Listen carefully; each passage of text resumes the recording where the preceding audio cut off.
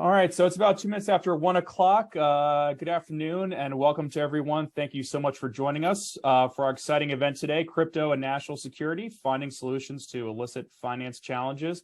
On behalf of National Security University at George Mason University's National Security Institute, I'm John Polson. NSI is hosting a range of conversations throughout 2022 between the crypto and national security communities around crypto's implications for U.S. leadership in tech and financial markets, for illicit finance and sanctions policy, for privacy and human rights at home and abroad, and other key national security objectives. Today, we're thrilled to have an amazing group of crypto and national security experts joining us to discuss where the crypto ecosystem intersects with illicit financial activity. And it's my pleasure to introduce our moderator for today's panel, Juan Zarate. Mr. Zarate is a member of NSI's advisory board and is the global co-managing partner and Chief Strategy Officer of K2 Integrity, as well as a co-founder and chair of the board of Consilient, an innovative new fintech company. Mr. Zarate also serves as chairman and senior counselor for the Foundation for Defense of Democracy Center on Economic and Financial Power, as well as a senior advisor at the Center for International and Strategic International Studies. He also serves as a senior national security analyst for NBC News and MSNBC, as well as a senior fellow at the Combating Terrorism Center at West Point. Mr. Zarate has had numerous career highlights in the national security field. Notably, he was the Deputy Assistant to the President and Deputy National Security Advisor for Combating Terrorism from 2005 to 2009, where he was responsible for developing and implementing the U.S. government's counterterrorism strategy and policies related to transnational security threats. He was also the first ever Assistant Secretary of the Treasury for terrorist financing and financial crimes. He's earned numerous awards and accolades throughout his career, including the Treasury Medal. He also is an independent advisor to Coinbase, the largest virtual asset provider in the United States, and also sat on the boards of the Vatican's Supervisory and Financial Information Authority, Boston Dynamics. He also was the U.S. advisor for HSBC's Financial System Vulnerabilities Committee and remains an advisor to HSBC's Group Risk Committee. He's been the author of Treasury's War, The Unleashing of a New Era of Financial Warfare, Forging Democracy, and has also published numerous articles in New York Times, Financial Times, Wall Street Journal, amongst many other periodicals. I could go on and on, but with that, I will turn things over to Juan to introduce today's panel. Juan, over to you.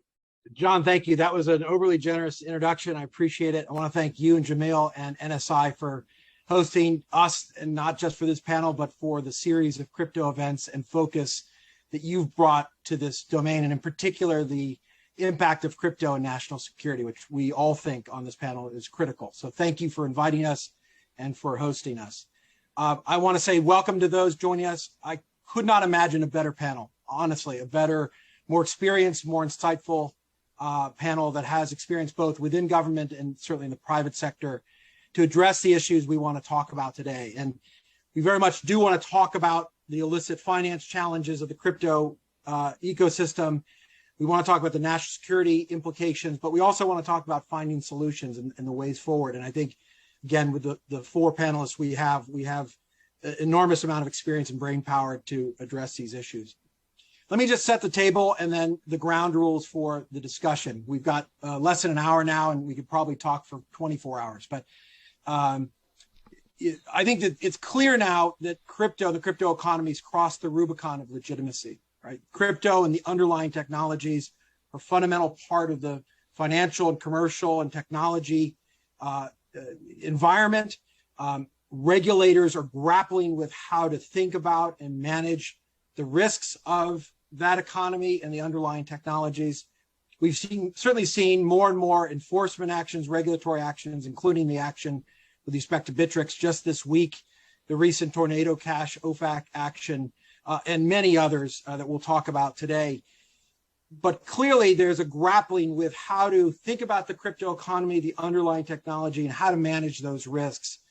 And certainly the national security implications, with a great desire not to squelch innovation, to attract innovation and the best and brightest around the world, and to figure out how this element of the financial and commercial system and even the technology world fits into broader geoeconomic and geopolitical dynamics and competition. And so, as I said, we've got the best and brightest to talk to us about those issues, and I'm going to do my best to try to lead the conversation quickly and seamlessly. Let me introduce quickly, because each of them has a bio that could go probably half an hour each. But let me quickly give you the highlights so you understand the depth of their experience and their insights and why you should listen to anything and everything each of them says. Gus Coldebella is like myself and Jesse, an NSI advisory board member. So we're proud to be part of the NSI community. He is currently a partner at True Ventures, which is an important venture capital firm out of Palo Alto that looks at early stage technology companies. So he's seen the landscape. Prior to that, he was general counsel of Paradigm, another key investor in the DeFi space, a driver of investment in that space. The general counsel of Circle. Most of you know Circle issues USDC and is a major digital currency platform.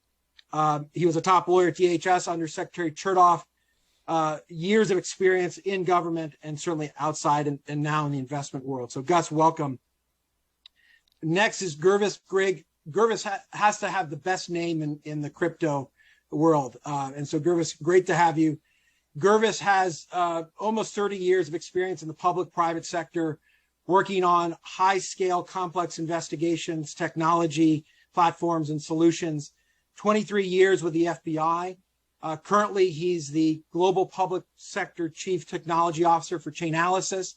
In that role, he is the interface, in essence, the ligament with public authorities around the world, not just in the U.S., in thinking about how to investigate, manage, and deal with risk in the crypto ecosystem. So, Gervis, welcome. Next is Jesse Liu, known to many of you, obviously a partner now at Skadden Arps, one of the high-powered attorneys in D.C. running the white-collar crime section of Skadden Arps. For 3 years, from 2017 to 2020, she was the U.S. attorney in Washington, D.C. You know that's the biggest, in some estimations, the most important U.S. attorney's office. Maybe the Southern District of New York would debate that. But in any event, Jesse ran the office. Importantly, she established a threat finance unit within the office, which is innovative, I think, for U.S. attorneys' offices, handled high-profile crypto currency cases, and was on top of all of the current developments in the crypto ecosystem from the U.S. attorney's position. She started her career at DOJ, part of the inaugural team of the National Security Division back in 2006, DOJ. And of course, she was Deputy General Counsel at the Treasury Department. So she oversaw many of the expansion of economic and financial regulation measures from that perch, including the expansion of CFIUS and other national security related measures. So Jesse, welcome. And last but certainly not least is Jay Ramaswamy, close friend to all of us, to many of us, at least I like to think so, Jay. Chief Legal Officer now in charge of all the legal issues and compliance issues for Andreessen Horowitz's investment arm, A16Z. He was the Chief Risk and Compliance Officer at C Labs, where he oversaw the launching, the deployment of CELO. He was the head of Enterprise Risk Management at Cap One, the global head of AML compliance at Bank of America Merrill Lynch. He was a decade in the Department of Justice, very senior roles. And Jay and I interacted when he was chief of the asset forfeiture and money laundering section, AFMELS, no longer called AFMELS, but he was an incredibly effective chief of that section, overseeing some of the most important bank and AML cases that the Department of Justice brought at the time. So as you can see, enormous amount of experience with this group. As a matter of logistics, we're going to try to stop our panel conversation and open up to Q&A with about 15 minutes to go. We'll see how it goes. If you have questions, use the Q&A chat feature. You can start now by populating with questions. I will do my best to curate and to pose those questions to the panelists as we go. So let's start. Gervis, let me start with you, and then Jesse, I'll come to you as well. When we think about the challenges of illicit finance and even the intersection with national security, what are some of the examples and what are some of the things that you're seeing now that you're dealing with at Chainalysis and that you know government authorities are worried about? Yeah, good question. So what we're seeing is that there's really no sign in slowing down, in this threat vector. It continues to grow. The maturity and capacity of nation state actors who are getting into the fray is equally growing. And so that presents a multilateral threat from transnational organized criminal groups using this to facilitate and launder their funds and maybe even diversify their activities, to these organized ransomware groups who are literally stealing billions of dollars, to nation state actors who are using it to evade sanctions or avoid responsibility. So we're really seeing this convergence of the threat vectors coming together, where all of these different threat actors are utilizing this technology to their ends. And Gervis, maybe for those that are uninitiated into the crypto ecosystem, can you explain just briefly kind of the actors or the systems at play? Because not all virtual asset service providers are the same. You've got technologies like tumblers and mixers. Can you give people kind of a sense of the ecosystem and how the risk plays into it?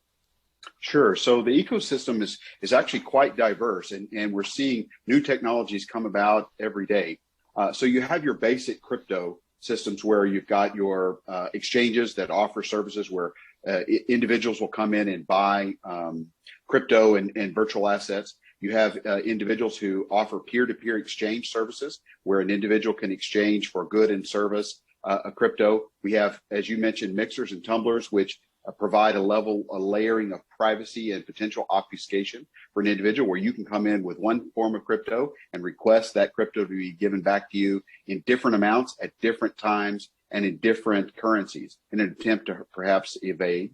We are seeing rises in decentralized finance hacks. In fact, I think as of this week, we have already seen $718 million stolen from DeFi this month alone. And overall this year, over $3 billion this year. Decentralized finance is a powerful capability and way for individuals to exchange value, but it also comes with significant vulnerabilities depending on how that's coded. And when you can't have trillions of dollars move into a new asset class and not attract criminals and grifters who are looking to figure out how can they worm their way in and steal on a scale just previously not possible. Jesse, let me turn to you. Regulators have been active, enforcement agencies have been active, DOJ has been active. What can you kind of tell us about not just the risk, but how regulators and authorities are reacting to that, given some of the recent enforcement actions and cases that you've been following?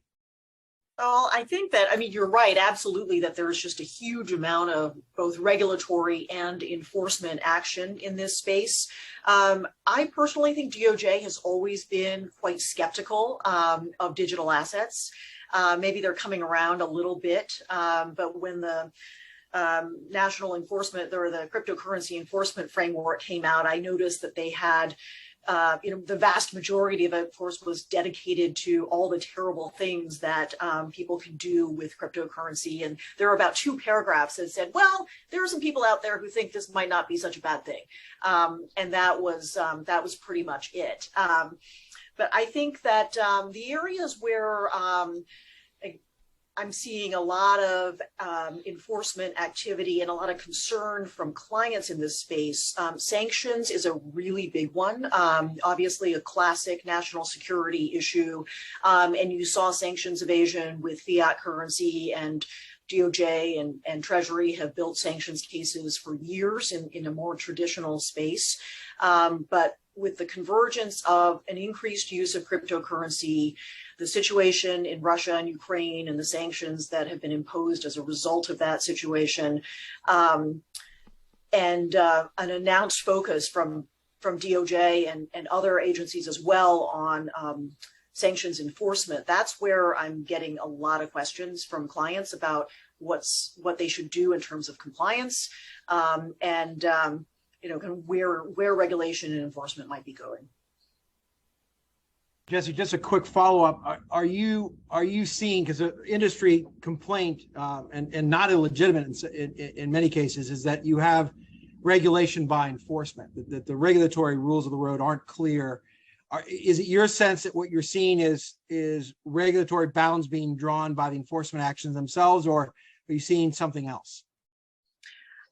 I think that there is always, to some degree, regulation by enforcement, especially in a space where the targets are corporate entities who may or may not want to challenge regulatory actions, who may have reasons not to challenge this. In the FCPA space, for example, there's a huge amount of enforcement, but there's almost no case law because enforcement against corporations tends to be resolved by settlement. And so in the end, what DOJ and to some extent SEC say are, really delineate the contours of that particular law. And I think that's somewhat true in this space as well. Although I do think that there seems to be more, and maybe others can speak to this, but my sense is that there's more of a willingness to challenge some of the regulatory actions. For example, the lawsuit against OFAC in the Tornado Cash situation.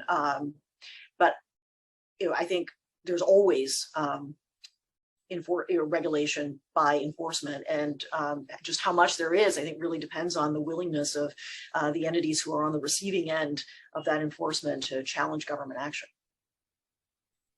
Thank you, Jesse. And Jay, I know you got a lot to say about this, and you too, Gus. Let me pose a couple of questions to you both. Jay, let me ask you maybe a broad question, maybe taking a step back. What does compliance in the crypto ecosystem, what does regulation of the crypto ecosystem even look like? Does the existing regulatory structures, whether it's the BSA or trading rules or other things, do they even apply neatly? So how do you think about that, especially in the face of some of these regulatory tensions? Yeah, I think the biggest tension that exists right now is that the rules do apply, but they apply to entities that are analogous to entities that we have in the traditional financial system. So I don't think anybody today would say that a Coinbase or an Anchorage or some of the big institutional players in this ecosystem were not subject to AML requirements, to the Bank Secrecy Act, to the Patriot Act, et cetera. I think that's water under the bridge. People accept it, and now it's just a question of how do you do that, given the intricacies of this technology.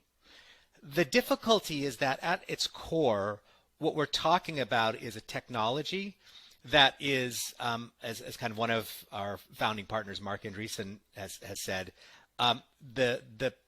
the end point of software eating the world. What has effectively happened over the last several decades is the growing importance of distributed networks and open source software in computing more broadly, and they've come to dominate the internet. But the internet at its inception never had a value layer, a settlement layer. It was always about information transmission. And for the first time with the Bitcoin white paper and then with Ethereum, which was really in a sense the game changer, you had the ability to create network computers, meaning the ability to effectively program natively on the internet, as opposed to programming on a server, which then connected through other servers on the internet. And that brought the possibility of a settlement layer actually transacting value on the internet itself in a decentralized way.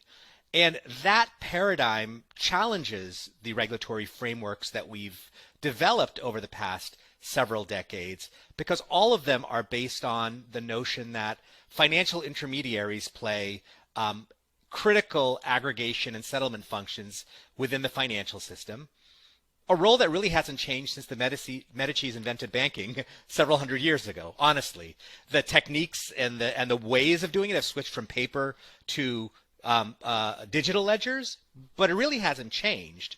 And now, for the first time, you have the ability to transact and to take care of that settlement through automated smart contract, automated programs and protocols that are not institutions, that are not people, and that is a fundamental challenge to the way we think about regulation. And I think that what needs to be grappled with is what happens in a world where that disintermediation takes place. And I think it's why, to Jesse's point, you have seen some legal challenges, because it's not altogether clear that the frameworks that exist today would apply to a decentralized protocol. It's not a person, it's not an entity, and it's not an organization. Now, if you can show that there's a wire puller behind all of these things, then of course that's an illusion. But to the extent that that isn't an illusion, and we're moving towards a software mediated world, which is what we're talking about, not only in information but in value, we have to think about new ways of regulating this space, which might involve coding regulation into some of these protocols, as opposed to relying on institutions and human controls and the operational kind of controls that exist around it. So we're at this juncture. I'd be lying if I told you anybody has a clear answer to what we do here, and we're all struggling with it.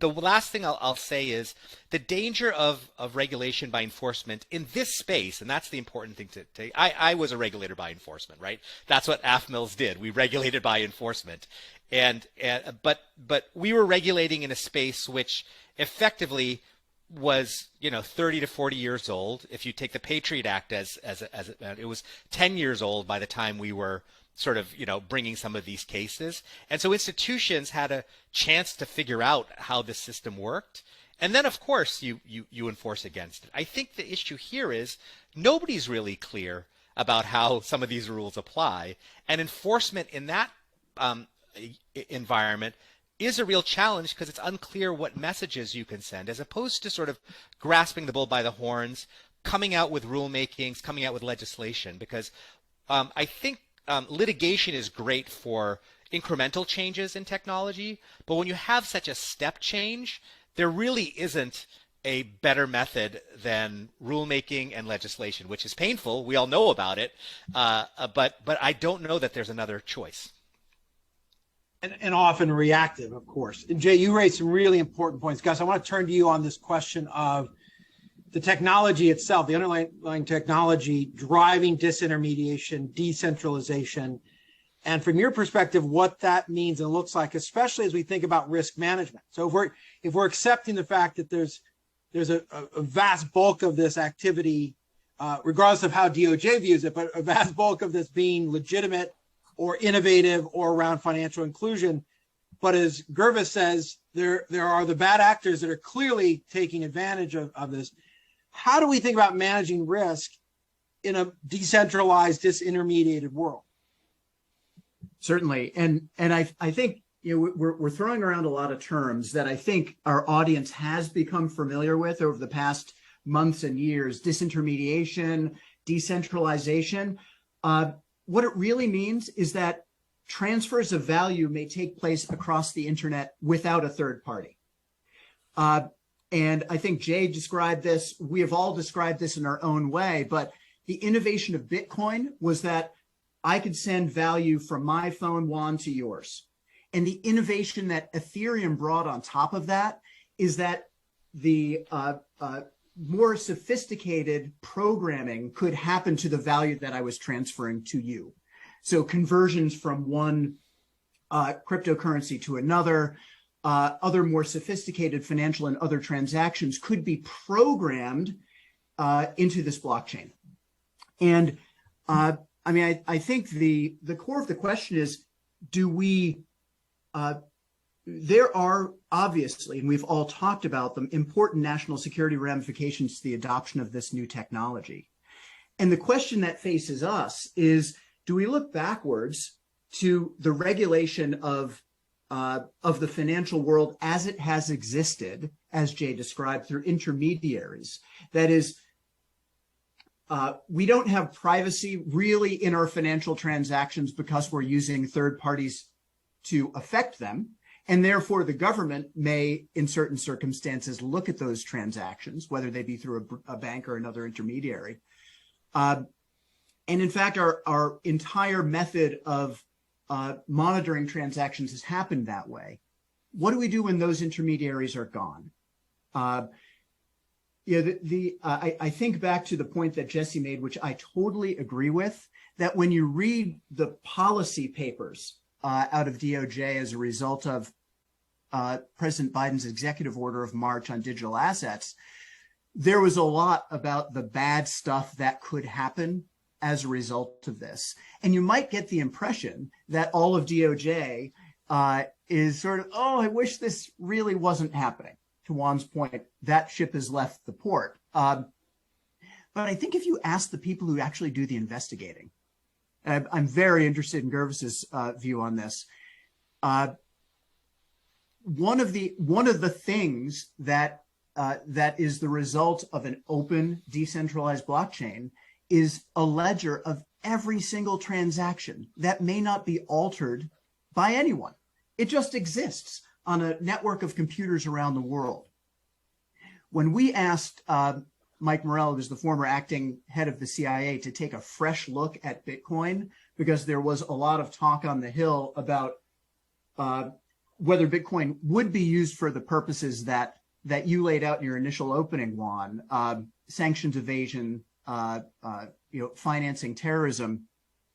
He surprised himself when he looked into it, and the way he put it, I really like. He said, it's like someone doing a drug deal in an alley with the entire world as a witness, because law enforcement could go back to that ledger and see it's just a matter of building the tools to do it. So I don't have a solution to the problem, but I think that rather than looking backwards to trying to force every one of these transactions through an intermediary, which actually eliminates a lot of the innovation and magic of this technology, we have to build what I think of as Web3 native ways to police the new pathways that are happening. And that's occurred already. So if you think about the Colonial Pipeline hack, I think that all of the Bitcoin that was used in that ransomware attack has been returned because of the excellent analysis that this industry has been able to do about where that value went. So I'll leave it that way, but I would like to hear what Gervis is thinking about the investigators enjoying the use of blockchains.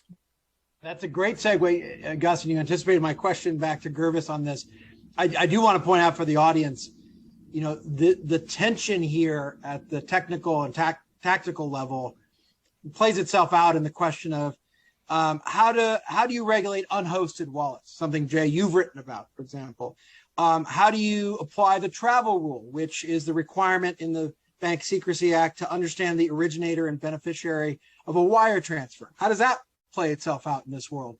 How do you think about sanction screening when you may not even have the identity of the natural person who owns the asset or holds the wallet, right? So there's some very tactical and technical questions that present themselves immediately and are at the sort of cusp of this regulatory tension. So I just wanted to point that out as listeners think about this environment. But Gervis, let's go to this point about whether or not the technology itself allows us to think differently about tracing and tracking and accountability and even investigations. And Gus' point, the sort of the clawback elements of this, which frankly have been pretty dramatic in some recent cases, Colonial Pipeline being one of them. How do you think about the new technologies enabling some of the core principles of what we want to achieve in terms of traceability and accountability? Absolutely. I appreciated that. And I was kind of smiling inside as Gus was teeing that up. The reality is the technology does offer us opportunities to think differently about enforcement and baking compliance in from the beginning, right? Because when you're now moving from the whole point of much of this technology is to remove the man in the middle so that peer-to-peer transactions can happen seamlessly. I mean, why are bad guys turning to crypto? I mean, the vast majority of crypto is for lawful and legitimate purposes, but they are also turning to it because it's low cost, high speed, trans-border, and provides a secure way to transfer value between persons. And so how do you do that? As you were talking about that, I thought of an example. Imagine you want to give money to an aid organization in a faraway land who's dispensing critical life-saving aid. but you're a little worried about whether your money's going to be used for the right purposes. And furthermore, before you double down and give them even more, you kind of want to know, did they actually accomplish what you gave them the money to do in the first place? A la smart contracts and blockchain transparency. We spend a lot of time having people come in and audit records to see whether things have been done according to. Imagine the future of aid organizations can have those coded right in with a smart contract. When X amount of rice has been dispensed, then it frees up and is able to access additional liquidity to do the next step. And then then the money that you had agreed to donate can then be released and donated for the next tranche, and so forth and so on. And I think we're going to see this kind of technology find its way through large aspects. Right now, we're dealing with digital assets and NFTs and the like. But wait till it's your mortgage and lots of other financial assets, where we go from these small trillions that we're talking about to many, many more. How does law enforcement feel about these kinds of records? I can tell you, from my perspective, just look at the Bitfinex hack. Happened in 2016, solved, and attribution obtained this year. You can commit a crime now. I may not know who you are today, but 7 years from now, those records are still going to be there when I obtain attribution. It provides a level of transparency, both for good, like in the example I talked about there with the aid organization, trying to verify whether things are happening the way they promised in contract, all the way to investigations and support it. Many bad guys still believe that digital assets provide them an unpenetrable layer of anonymity, and it just simply does not. But it does provide a layer of security, and I think that's the balance we have to find. Gus, I think you're totally right when you talk to the people who work these cases on the ground. When I was in government, we did a lot of work with Chainalysis, and they were great at tracing digital assets. But and Jay, in your time, I mean, I'm sure you had the same frustrations that we did trying to subpoena foreign banks, for example, for records, and, waiting years and maybe not getting anything at all and not really being sure whether what you got was accurate. And you don't have that in the cryptocurrency space. You've got an immutable and transparent blockchain that you can look at that doesn't go away. So it's not as though there's a document retention issue either. The other thing is, this technology is actually tailor-made for a tool that law enforcement has been using more aggressively, which is civil asset forfeiture. As opposed to criminal prosecutions where you need a body, you need a person, civil asset forfeiture is a tool the government has to claw back, if you will, to forfeit illicit proceeds. And what you need to prove is the nexus between the property and the crime, which blockchain analytics can do in these instances. And it doesn't matter that there's not a body. So from a disruption point of view, if you're thinking about this as a national security threat, it actually puts a premium on tools like forfeiture that allow you to disrupt these networks, even if you can't get your hands on them. And that's still a powerful tool, because in the cyber world in general, I think the reality is we oftentimes can't get our hands on the individuals. That's true in cyber hacks, where it may be a quasi-state sponsored actor, or maybe in a jurisdiction that we can't get our hands on. But this provides a powerful new tool, and in a weird way, blockchains are tailor-made for that particular tool. So, and I think the government's recognizing that, Jay. I remember, I was really struck as somebody who came into government right after 9/11, when the FBI was moving from a pure law enforcement agency to more of an intelligence agency, where there was more of a focus on detecting and disrupting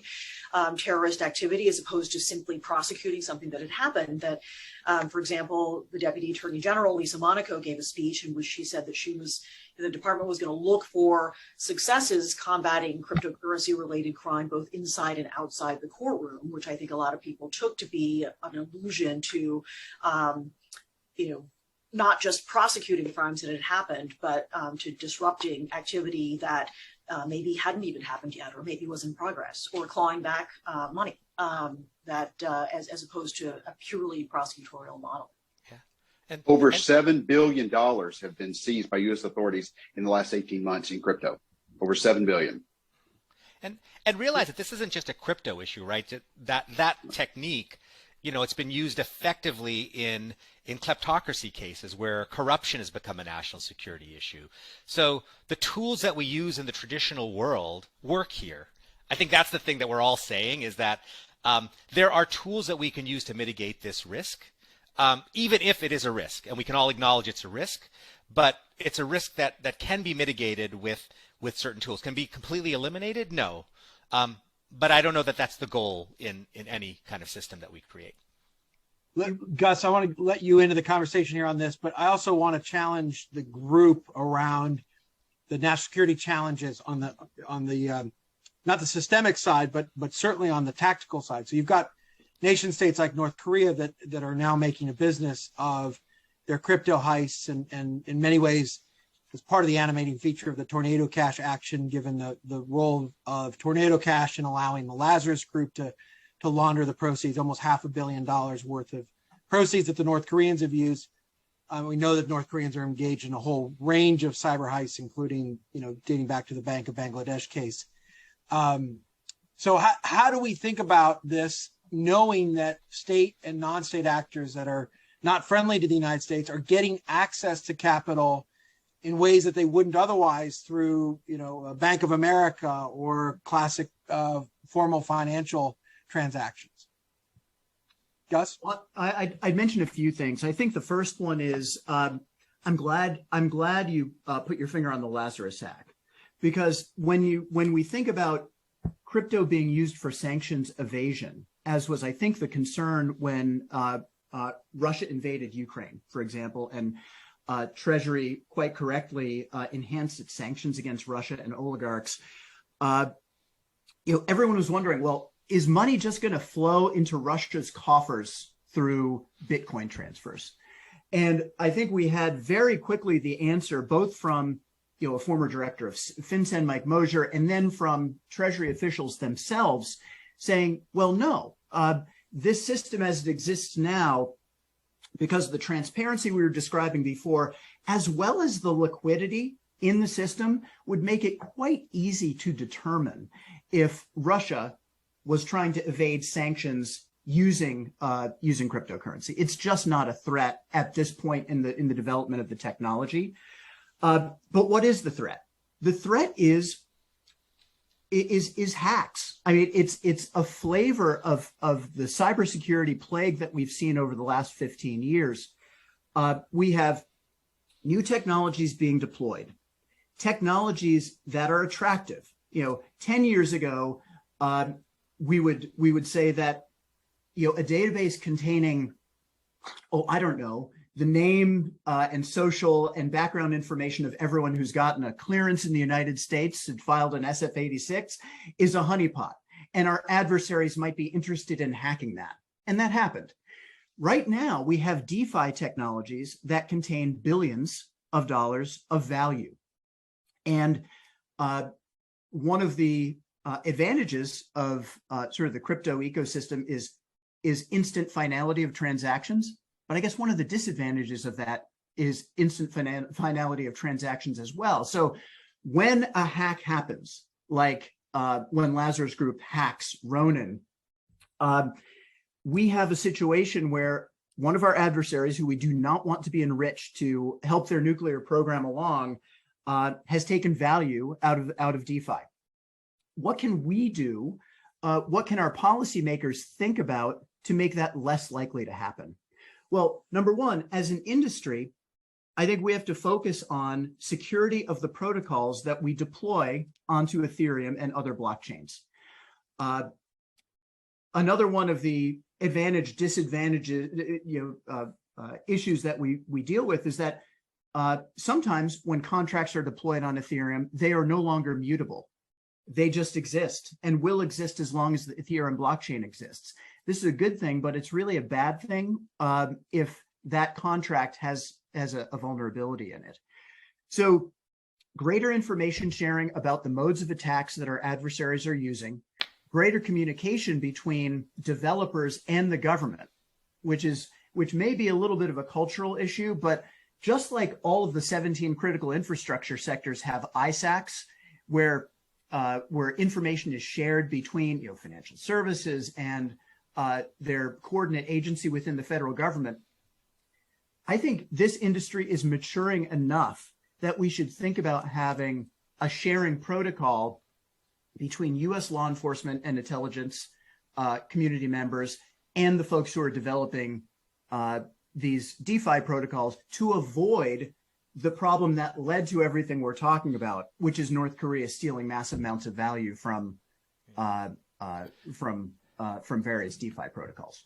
And Juan, if I can be super quick on this, just to follow up on what Gus said, I think what needs to be recognized is that the national security threat we're facing here is actually a cybersecurity threat, not a crypto threat.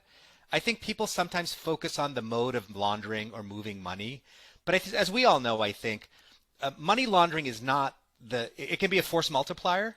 It can be something that enhances problems we have, but the core issue is our cyber vulnerabilities. It's true in ransomware that our infrastructure is vulnerable, and we haven't taken the measures that we need to.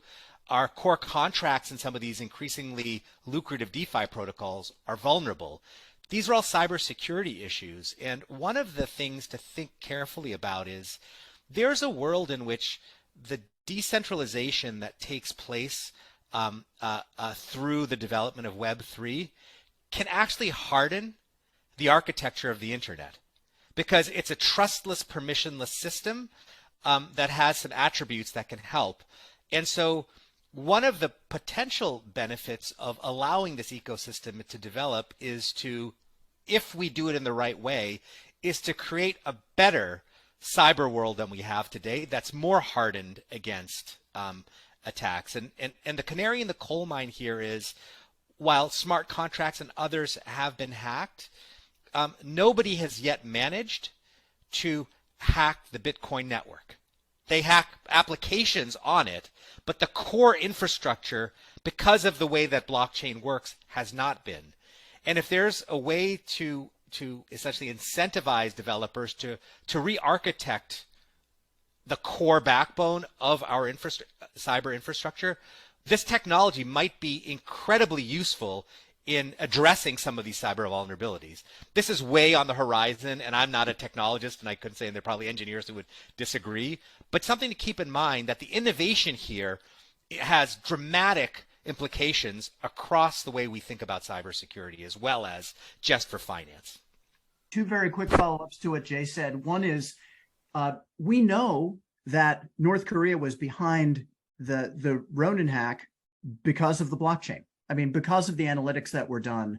That is an important investigative tool here.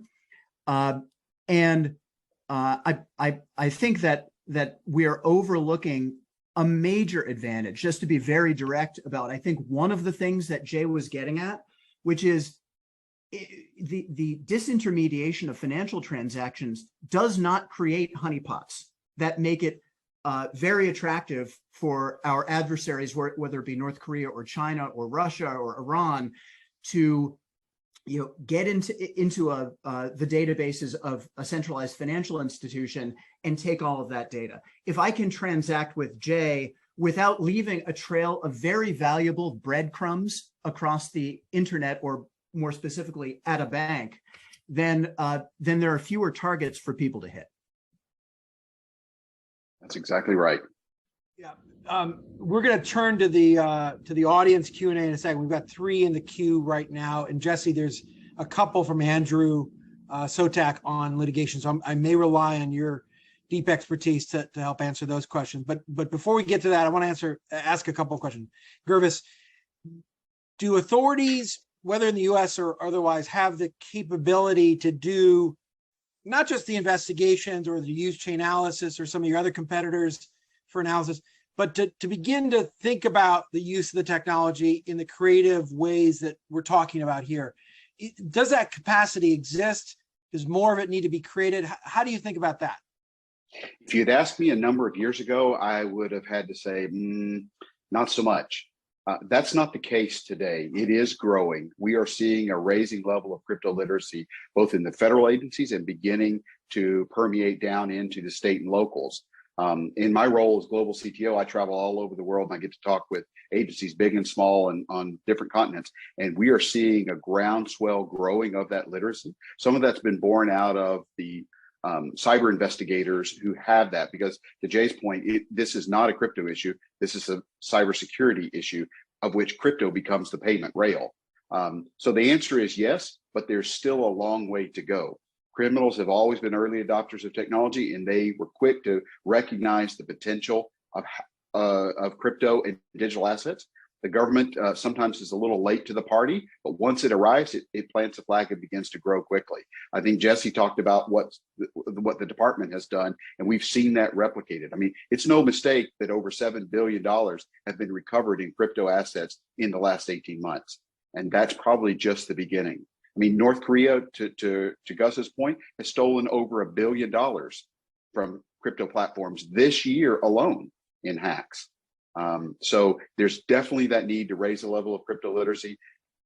Government needs to empower these agencies with the right data and tools, and then grow that capacity. And there's got to be collaboration. I was really excited to hear what Gus said about an ISAC. I think this industry has reached that level of maturity, that level of collaboration and coordination is sorely needed. Just a couple quick questions, Jesse. Let me ask you this, because Gus has raised a really interesting, question of the ISAC model.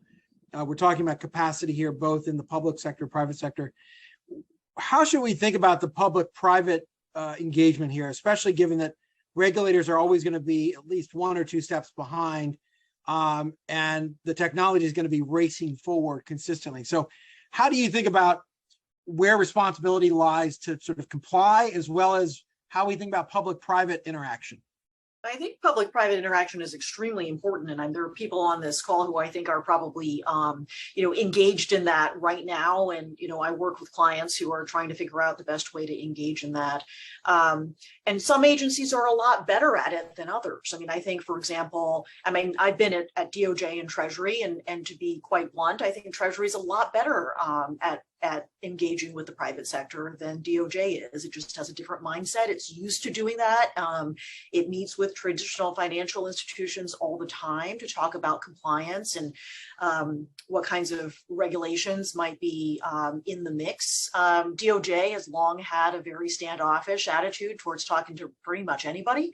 And so there's a lot of anxiety about, like, we're the prosecutors, and so we say no comment to everything unless it's leaked, which is a different story. That was a joke. But I think it's more important here than anywhere. There's quite a strong view out there, for example, that Treasury didn't fully understand the technology behind Tornado Cash, and that as a result of that lack of understanding, it took an action that some argue is unjustified, and some argue is unsupported legally, and some think was just not getting the agency and its national security goals where it really wanted to be. And so this is an area where I think engagement is more important than just about anywhere else. Thank you, Jesse. We'll turn now to the Q&A. We've got now a robust list of 5 good questions. I'll direct them to people on the panel if that's okay.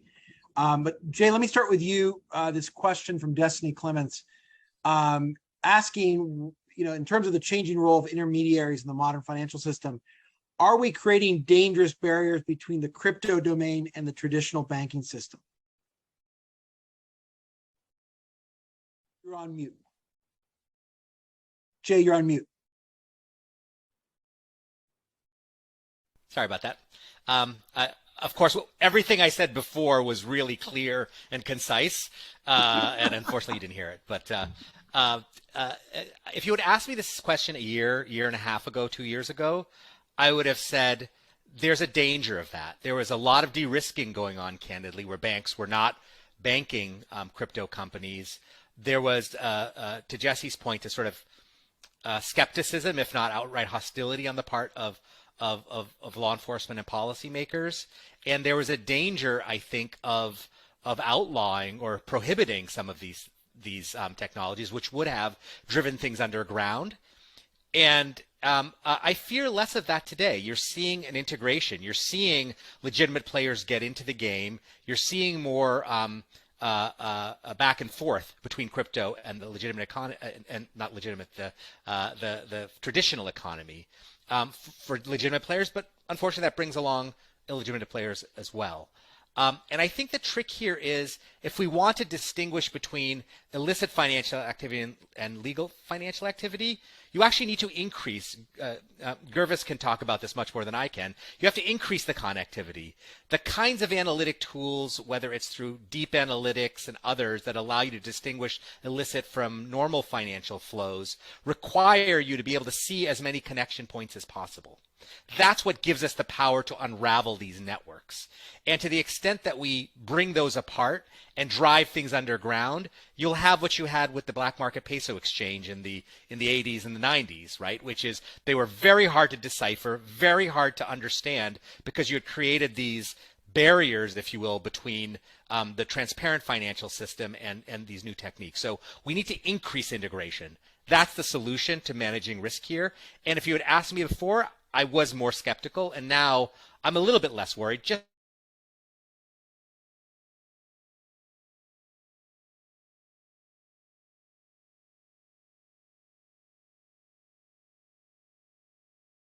But I've been proved wrong before, so you know, I won't get into the prognostication game.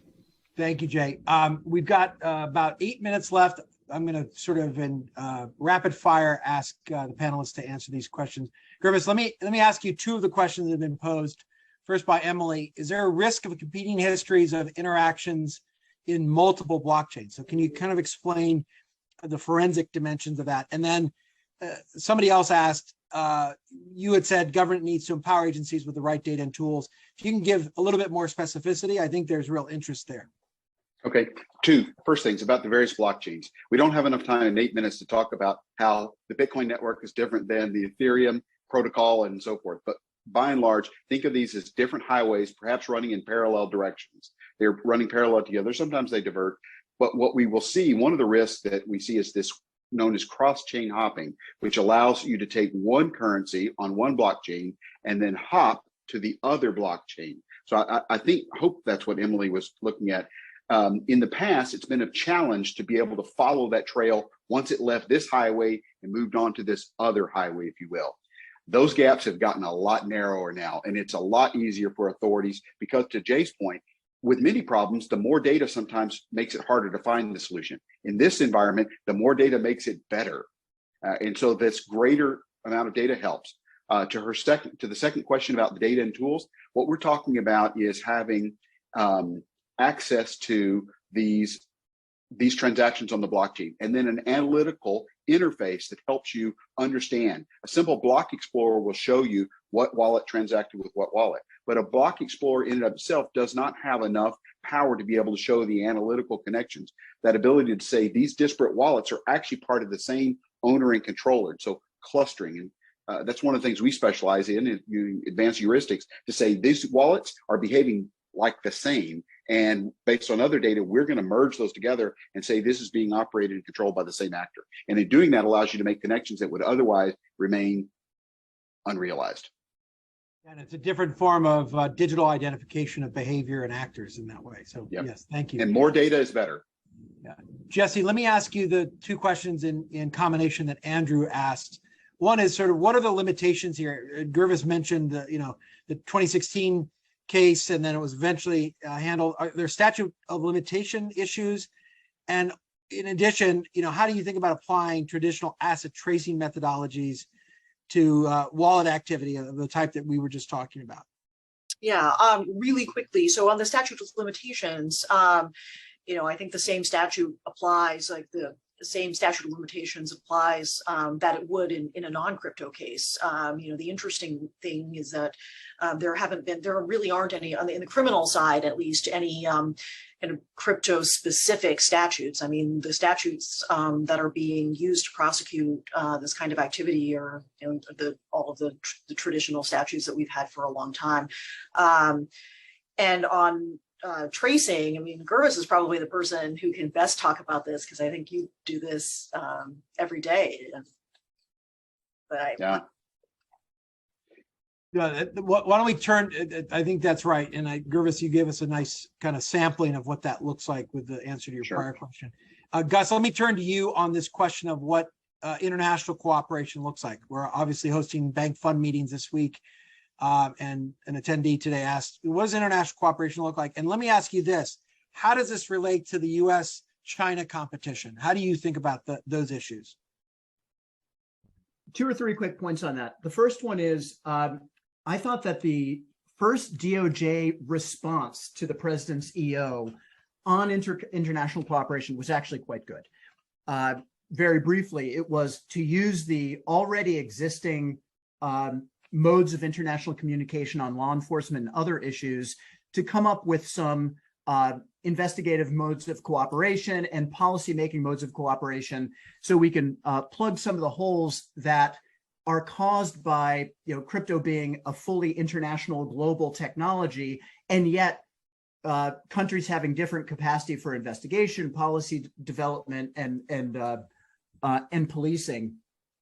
I think the second point, and probably the more important one, is there's a battle going on right now for where this technology will be developed. And in the United States, we are coming off just a great 2 decades where we essentially invented the internet, right? And everyone else around the world is looking at us saying, God, how can we recreate this? Well, we are causing some problems for ourselves through what I think you mentioned in a question to Jesse before about regulation by enforcement. I mean, if you are a founder in any other tech area that True Ventures or Andreessen or someone else funds, you probably think about one body of regulation. If you're a crypto founder, you're thinking about all of the regulation that we've talked about on this call, plus states, plus other Plus countries. Anybody else who wants to get in on the game. 100%. And where I think we have to go is look at what we have done. I mean, since Bretton Woods, the United States has been the financial leader of the world because our rules are clear. We don't have that yet for crypto. The reason that everyone incorporates in Delaware is because its rules are clear for corporations. If we continue to have, this interagency jurisdictional battle in DC, and the federal battle between the federal government and the states on who runs what, who comes up with these rules for crypto, then we are going to lose whatever initiative we have left to have this technology be developed here in the United States rather than places that may not share our values. Gus, that's a great way to end, and I think a great segue, John, for NSI to maybe take this theme a step further in the question of U.S.-China competition, the future of the payment system, where innovation will sit. And I also think this fundamental question of whether or not a decentralized, more democratized technology actually plays to the interests of democracies as opposed to revisionist authoritarian powers, which, like China, have banned Bitcoin and are trying to seek centralization and control through their own central bank digital currency. But that's all for a different day and a different discussion. John, I want to, on your behalf and the audience's behalf, I want to thank Gervis, I want to thank Gus, I want to thank Jay and Jesse for an incredibly rich conversation. Never enough time for all the issues or all the questions, but it's been an honor for me to moderate, and thank you for asking me to do that. Back to you, John. Well, thanks so much, Juan, our panelists as well. Great to have you join us today. And as Juan mentioned there, we are certainly going to be looking at nation-state competition, the China question, the like, as it pertains to these issues in the near future. So please stay tuned for more announcements from NSI on that front. Before we sign off, just one quick programming note. The NSI team has been in the process of revamping our podcast Fault Lines. We have exciting things coming up at the end of the month. We're going to be bringing you some more hard-hitting episodes soon on that, so please stay tuned. In the meantime, if you want to catch up with some of our prior series over the summer, Breaking Chains, Fighting the New Global Repressors, which series focused on human rights, you can find that on Spotify, iTunes, wherever you get your podcasts. And that's all we have time for today. Thanks so much, Juan, our panel, for joining us. Have a great day, everyone.